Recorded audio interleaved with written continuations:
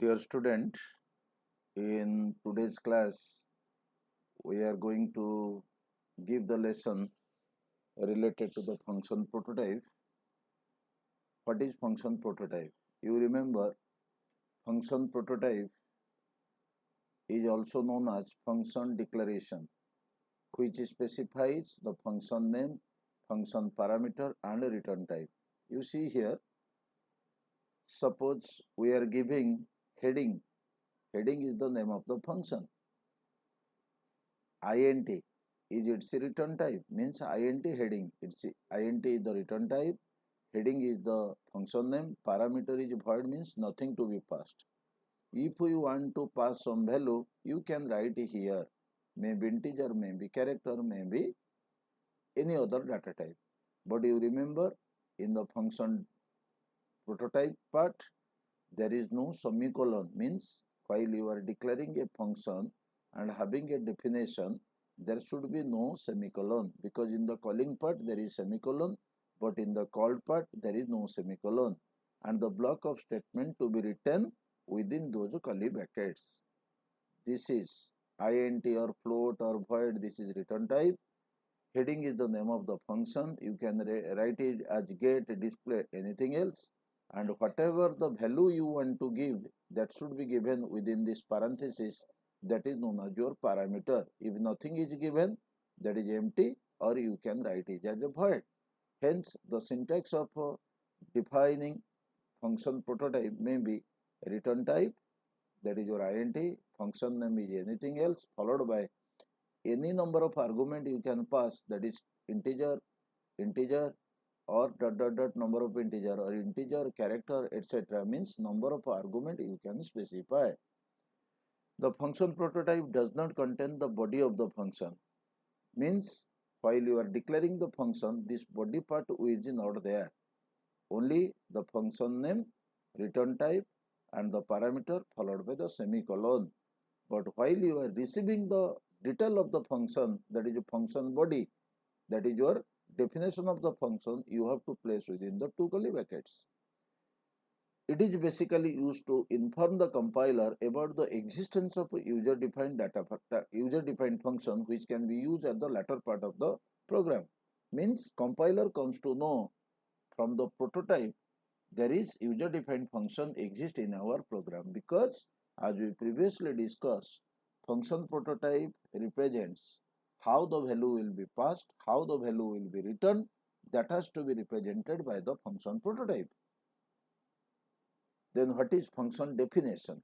Because in the last class we have discussed that we have to discuss different part of the function, which include function prototype, function definition and function declaration. Function prototype gone, then we are coming to the function definition. As we discussed, once the function has been called, from the calling module, the function definition contains the actual statement, means the block of statement to be executed, means you have to write your block of code within those two curly brackets. The return type, the function name and the number of argument that is passed, that is argument 1, argument 2, n, means the type and size of the actual argument must be equivalent to the type and size of the formal argument. In calling block, the argument is known as your actual argument, and in the call block, that is known as your formal argument, means number of argument and types is passed in the calling block, that should be represented in its respective call block, that should not be mismatched. And all the statement in the function definition should be placed within the two curly bracket, means where two curly bracket is placed, you have to come to know there is a function definition, and in the function definition, in the side of the function there will be no semicolon, but in the calling function there will be the semicolon. That is the identity of knowing which one is a calling block and which is the called block. Next one is function call, means where the function declaration is made, and after the declaration you have to call the function, because you see here function name followed by argument or no argument is placed, but there is a semicolon. If there is a semicolon, that is known as your calling block. If there is no semicolon, that is your called block, and which is to be represented and placed within the two curly bracket as the block of statement. In order to make the function call, by user defined function we need to call it. Means the calling function is known as your caller and the definition part of the function is known as your callee. Functions are called using their name followed by rounded bracket. Means this is parenthesis. Function name followed by parenthesis. Argument list may be present or not followed by semicolon.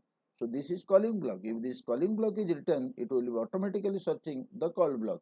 Where the call block is written, that has to be placed there. If there is calling block, no call block, the compiler will generate the error. And the arguments are passed inside the bracket. Whatever the argument you want to store, that should be placed within the parenthesis. Then we clarified function prototype, function definition, and the function call. Next comes to how you have to define a user defined function. We are justifying with an example. You give the header file. This is your declaration.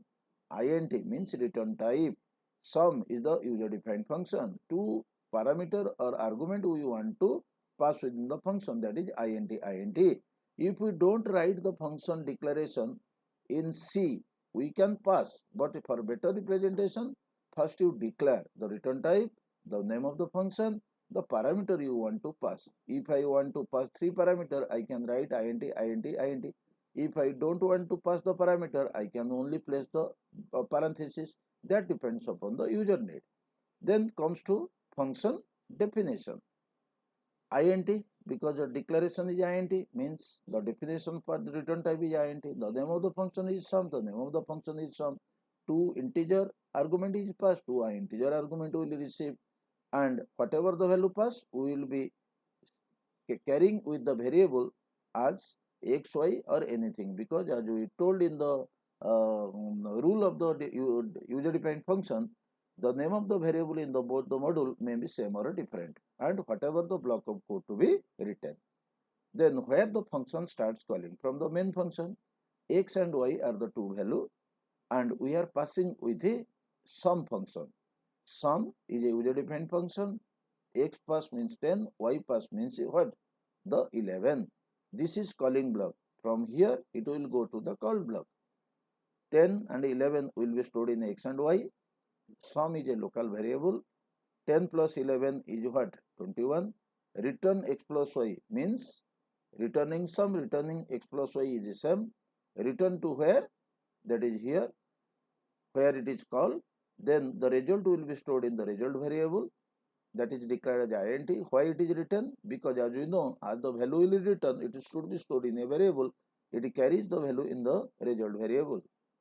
How can you know the result return or not? We want to display x value is 10, y value is 11, and the result is 21, and hence the result will be sum of 10 and 11 is 21. Like this, in this block, whatever the logic you want, you can write. If you want to run this program, moves to your online compiler, any online compiler you move, then you start running. I have written here, or you can write, you can copy or paste as you like, then you run the program. The result will be visualized. Sum of 10 and 11 is 21. Or you can write the program in a turbo editor or any editor you are having. I think today's session you understand, and in the last class in the user defined function we discuss what is the rules of creating user defined function and what are the different properties or the parts of the user defined function, and today we clarified how the function will be called, and 3 important things we discussed: function prototype, function definition and function declaration. And in the next class we have to discuss the different function component followed by function prototypes and types of function prototypes. I think today's session is essential to you. Having any doubt, please make a comment. If you don't subscribe, kindly subscribe it. If you like the video, kindly like the video. See you in the next class.